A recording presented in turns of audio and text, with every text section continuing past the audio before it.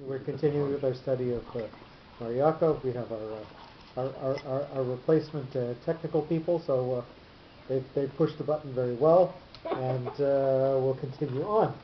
We are learning Parshat Lech Lecha. We're on page 9 of the Lech Lecha chapter, Bereshit Yud Genesis 12, Pasuk Zion, verse 7. So if you'll remember from last week that Avram finally finds a place where he can start to propagate his thought and not be afraid and have to move on again and again and again. Number one, Vayera, and he appeared. Number one, God had thrown a light of hope, and we'll discuss in a minute why we get the word light here, on Avram's condition of disorientation, and he appeared to him dispersing the darkness as indicated by the shape of the reading mark. So we are having here a mapach. This is something that before we were saying gathers things from before and moves them forward. In the Bereshit story, we move from darkness into light, and we will actually read the note right after. Vayera contains the elements of, quote, light, or, like at creation, within the chaos, tohu vavohu. So, if you notice, the letters for or, aleph, vav, and resh, are in the word Vayera, together with the letter yud. If we take the last letter, then the first letter, then the third letter, we have or.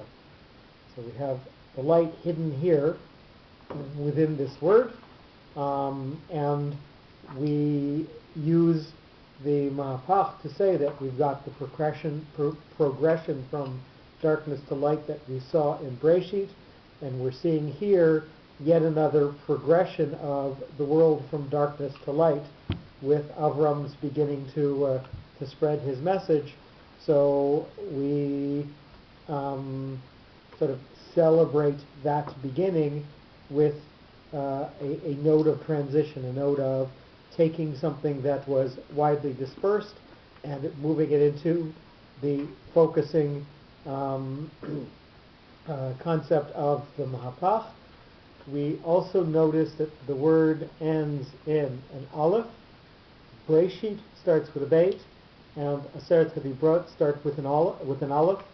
So when we have the general concept of creation, that is a wider, more dispersed form of God's kindness. So it doesn't actually start with the singularity of God. Rather, it starts with the idea of there being a broadness, goodness and evil both appearing, God narrowing himself, God making himself less.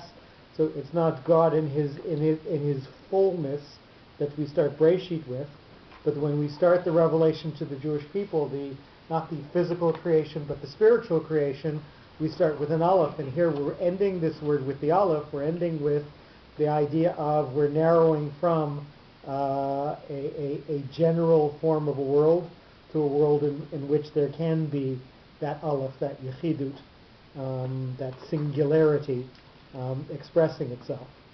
And I think both of those are contained within the concept of what a ma'apach is, that we're narrowing from a broader concept to a narrower concept. Hashem, God's name, number 2, with a pashta.